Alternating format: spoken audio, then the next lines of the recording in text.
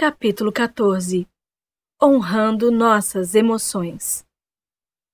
Quando falamos sobre isso, em teoria, não parece tão difícil diminuir ou eliminar nosso nível de apego a algo, certo?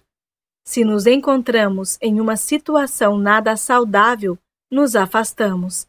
Se não conseguimos alcançar um objetivo, tentamos novamente. Se queremos fazer uma mudança, avançamos com a nossa transformação. Não há necessidade de complicar nada. Basta manter a simplicidade, indo de uma interação a outra, sem ficar muito apegado a qualquer resultado. Mas na vida, isso quase nunca acontece dessa forma. Isso ocorre porque somos humanos, não robôs sem coração. As nossas emoções vêm à tona e no início sentimos dor quando tentamos reduzir nossa dependência de coisas exteriores a nós mesmos.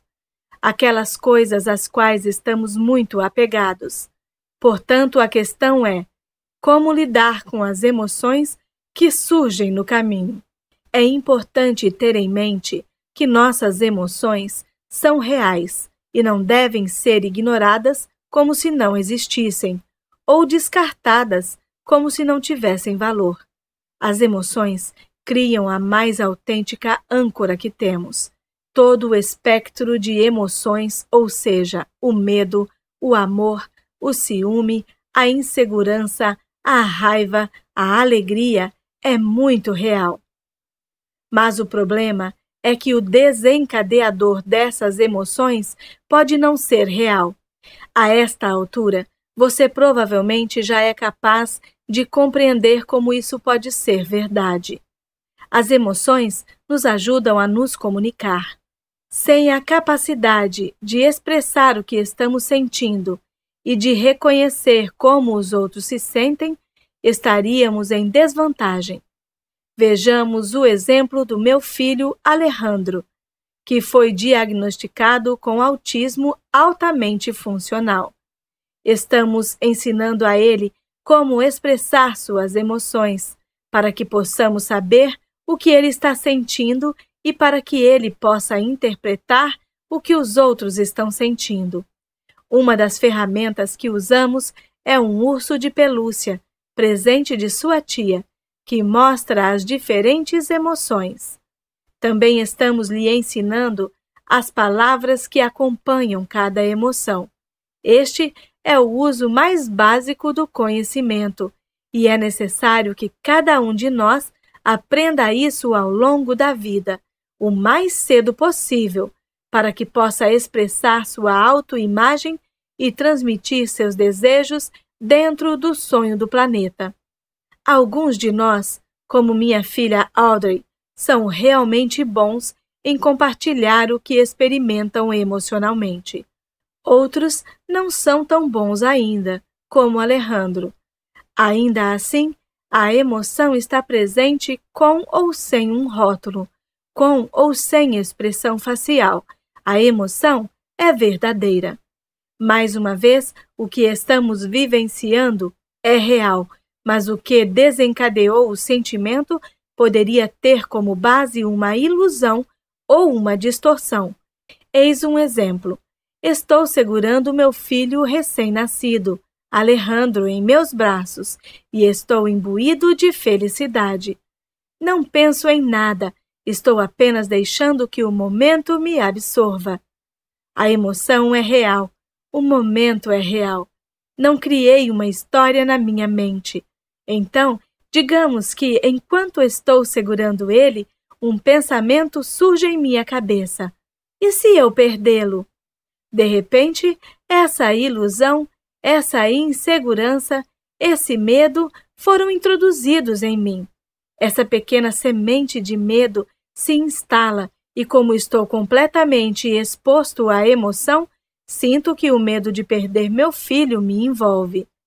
Vou de um momento de completa felicidade até um momento de puro terror. O gatilho foi uma ilusão, mas mesmo assim, senti as emoções. As nossas emoções, independentemente dos gatilhos, são expressões de nós mesmos. Estas são as perguntas importantes a serem feitas. Será que estamos cientes dos gatilhos? Sabemos se o gatilho está baseado na realidade ou em informações equivocadas? O gatilho está baseado em um apego a uma determinada crença ou expectativa? Sempre que estou chateado, sei que algo que considero verdade foi colocado à prova. Olho para esse compromisso por dentro e por fora e pergunto a mim mesmo: trata-se de um compromisso baseado na verdade ou na ilusão? Se me vejo muito apegado a esse compromisso, pode ser que eu acabe usando muito da minha energia para mantê-lo vivo. Se eu tiver que lutar com unhas e dentes para dar algo à vida, não pode ser nada muito sólido, pode? Se eu me tornar cético, é porque estou dando a mim mesmo uma opção para mais uma vez acreditar ou não nesse compromisso. Emoções desconfortáveis são como alarmes de carros. Nos avisam de que há um problema a ser observado, uma ferida a ser tratada, permitindo assim que possamos ver nossa própria verdade. Sempre que uma emoção é desencadeada, é um momento oportuno para fazer perguntas como: do que se trata? Qual é o compromisso que está no centro da questão? Qual apego está ameaçado por ele? Será que realmente acredito nisso? É importante? Responder a essas perguntas nos dá a oportunidade de examinar nossas crenças e de optar por continuar a acreditar ou não. Honramos nossas emoções ao percebermos que elas são uma expressão de como nos sentimos e do que estamos passando. Olhamos para o que desencadeou as emoções enquanto ainda nos permitimos simplesmente sentir. Também honramos nossas emoções ao termos a consciência de que elas podem ter sido desencadeadas por algo não baseado na verdade. Portanto, usamos as emoções como uma ferramenta de transformação, uma vez que elas expõem completamente qualquer compromisso que tenha estado escondido sob a superfície. Sou grato às minhas emoções por me dizerem a minha verdade, pois é só pela exposição possibilitada por elas que recuperamos o poder de escolher entre continuar a concordar ou abandonar, dissipando a névoa do meu reflexo. Quando me olho no espelho, me vejo da seguinte forma: eu sou Miguel, um tolteca, um nagual, um mexicano-americano, um americano, um mestiço, um marido, um pai, um escritor, e assim por diante. Quando me vejo pelas regras dos meus apegos, esta é a lista de autodefinições que eu poderia usar como modelos condicionais para a autoaceitação. Onde existem condições para o amor próprio, a minha percepção está sendo controlada pela interiorização ou pelo fanatismo. No entanto, sem os apegos, todo e qualquer desses rótulos é apenas uma definição para a qual posso escolher dizer sim ou não, como parte da minha identidade. Posso simplesmente escolher uma dessas identificações como a preferência através da qual quero me envolver na vida no momento. Minha consciência me dá a oportunidade de ver o reflexo de como eu sou neste momento. O espelho está refletindo a minha verdade, um corpo físico que é um símbolo vazio, muito parecido com as palavras da lista acima, cuja definição de si é dependente dos meus compromissos. Mesmo sem definições, ainda está refletindo um ser vivo com todo o potencial para ir em qualquer direção. Independente do nome que damos a ele, até mesmo um nome como eu autêntico, ele simplesmente reflete a vida. Ao olhar no espelho nítido, sem os filtros do meu sistema de crenças, o espelho enevoado, percebo a vida como eu sou. O espelho nítido é a consciência que reflete o pleno potencial de vida. O modo como defino a mim mesmo e as coisas para que digo sim ou não, a execução da minha intenção, são da minha escolha. Se eu decidir, posso chamar essa consciência de eu autêntico, que é a representação da vida na forma deste corpo. Seja qual for minha escolha, eu me vejo exatamente como sou. Imagine olhar no espelho e se ver exatamente do jeito que você é neste exato momento, sem autocrítica. Talvez se torne consciente de que há algo sobre você que está interferindo na sua saúde física ou emocional. Essa é a verdade do seu corpo agora. Quando olha em um espelho nítido, você não faz uma autocrítica com base nessa verdade, nem precisa se identificar como alguém que não está saudável de alguma forma. Você simplesmente olha para si mesmo como quem você é neste exato momento. Agora, em se tratando de amor próprio, você pode optar por tomar uma medida com base na sua percepção, que neste caso é ver a verdade da condição de sua saúde. Essa medida não é uma condição que você se estipula para obter o amor próprio, pois você ama a si mesmo por quem é neste momento. O fato de você fazer ou não uma mudança não tem nenhuma relação com esse amor. Não se trata de complacência, uma vez que você está efetivamente fazendo uma escolha, e essa escolha é a ação de sua intenção, de seu potencial pleno. Existem 360 graus de possibilidades ao seu redor. Este ponto, este agora, é o seu potencial. Avançar em qualquer direção é fazer uma escolha, ou seja, você diz sim para algo e não para todo o resto. Isso é verdade, independente de você estar ciente das possibilidades infinitas presentes em cada momento. Como foi dito ao longo destas páginas, quanto mais apegado a algo você estiver, mais obscurecida e estreita estará sua visão. Às vezes, até a ponto de achar que existe apenas uma forma de agir. O apego a uma crença interrompe sua capacidade de ver além de uma possibilidade. Portanto, quando faz escolhas para abandonar os apegos que não funcionam mais para você, suas opções parecem crescer e se expandir. Mas o que você está realmente fazendo é aumentar a perspectiva, uma vez que todas as possibilidades estão lá o tempo todo, reivindicando nosso poder e conquistando nossa liberdade. Como mencionei na introdução, minha avó foi minha primeira professora nos caminhos da nossa tradição, e foi com ela que aprendi a arquitetar minha mente e a confiar em meu coração, o que me permitiu que a inspiração fluísse através de mim. Minha avó também me ensinou o poder da fé, especialmente em Deus, a quem ela acreditava suas habilidades como curandeira. Em seus últimos anos, ela começou a acordar às 3 horas da manhã para rezar e meditar com seu rosário e sua vela. Em seguida, dava início aos procedimentos de cura, ao trabalho e às consultas com os necessitados ao longo do dia. Quando terminei a faculdade, meu pai tornou-se professor de nossas tradições.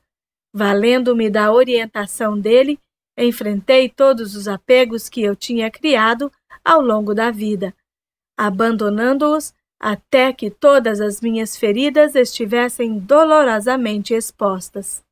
Assim, fui capaz de me curar da dor que eu mesmo criei. Não é fácil abandonar os apegos, principalmente quando as coisas que acreditamos sobre nós mesmos Mesmo aquelas que nos causam dor, proporcionam uma zona de conforto familiar. Quando colocamos a nossa presunção no conhecimento e este é removido, o choque é muito duro. Afinal, através do processo continuado e autêntico de liberação de nossos apegos, descobrimos que ser quem somos não requer justificativa para nos aceitarmos. Essa percepção é muito poderosa, pois é como largar o corrimão quando se tem certeza de que está livre de qualquer perigo de queda. Na época, meu pai estava passando um tempo na cidade de Oceanside, em San Diego, na Califórnia, e minha avó estava lá para uma visita. Sempre à procura de oportunidades para dar uma lição, meu pai identificou uma naquele momento. Miguel, disse ele para mim, sua avó está com medo da morte. Ajude-a a livrar-se desse medo. Olhei para o meu pai com espanto. Minha avó voltou-se para mim e ergueu as sobrancelhas como que para dizer: Ah, é mesmo? Engoli em seco. Eu não queria fazer aquilo. Miguel, ajude sua avó. Diga a ela por que não tem problema deixar o medo de lado. Eu me levantei imediatamente e, conforme minha avó havia me ensinado há muitos anos, limpei minha mente para que eu pudesse agir e falar sem apego aos meus pensamentos. Minha tarefa era ajudá-la a abandonar o apego final. Nível 1. O eu autêntico. Guiei sua cadeira de rodas até o espelho grande do corredor. Vovó, olhe para si mesma no espelho. Você é bonita. Você é maravilhosa. Você é a pessoa mais apaixonada, mais inteligente e mais resistente que já conheci. Imagine tudo o que você presume ser verdadeiro, como sua família, seus filhos, sua Bíblia, seu rosário, seu incenso, suas velas. Você tem fé em todas essas coisas e essa mesma fé lhe permite realizar milagres para os outros. Você pode ter dito que foi Deus quem curou as pessoas. E apesar disso ainda ser verdade, também é verdade que sua fé lhe permitiu realizar isso. A sua fé é tão forte que tudo em que você acredita ganha vida cada vez que você respira. É o seu apego a esta forma física, para a qual você dá vida, que a impede de querer abandoná-la. Olhe nesse espelho, vovó, e imagine todas essas coisas que você tanto preza ao seu redor.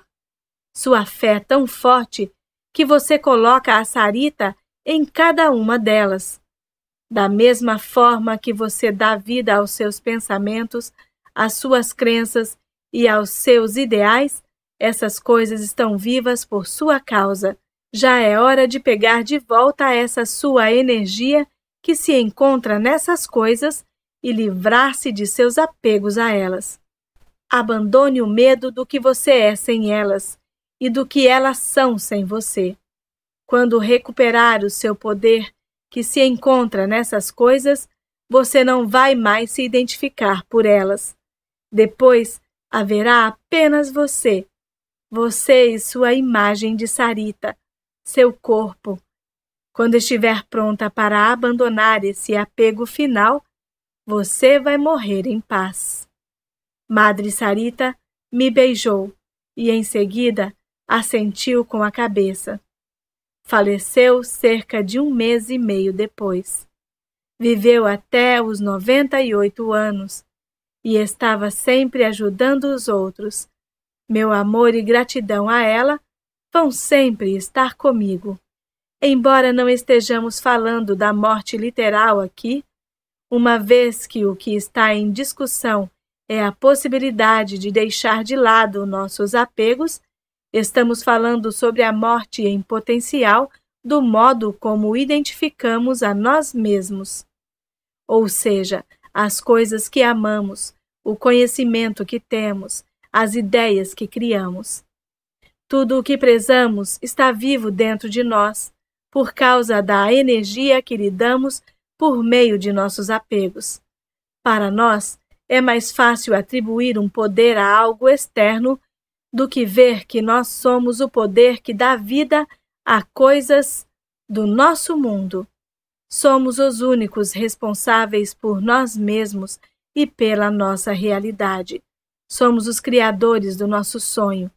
É por isso que a nossa autocrítica é tão forte e viva, com uma força que pode nos deter e nos enraizar no passado. E nós demos aos nossos narradores este poder. Felizmente, não temos que morrer para reivindicá-lo.